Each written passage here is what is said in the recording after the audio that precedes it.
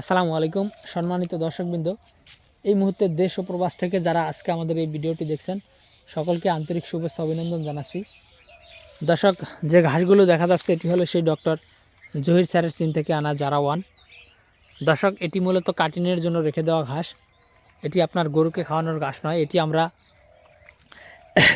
3.5 থেকে 4 মাস আমাদের এই জমিতে রেখে দেওয়া ঘাস।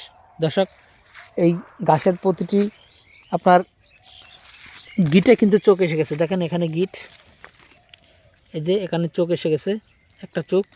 আবার এই যে এখানে একটা গিট, এখানে একটা চোখ এসে গেছে। আবার এই যে এখানে একটা গিট, এখানে একটা চোখ এসে গেছে।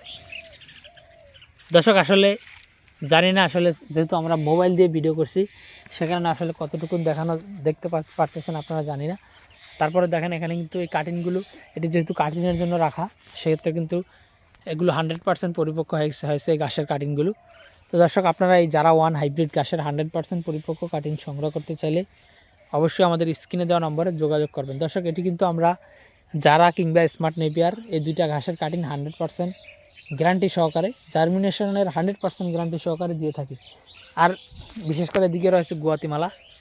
দর্শক, এই গুয়াতিমালা ঘাস কিন্তু আমরা কাটিং ডেলিভারি দিচ্ছি, তবে এটি আমরা কিন্তু 100% গ্যারান্টি সহকারে দিচ্ছি না। দর্শক, কেউই কিন্তু কোনো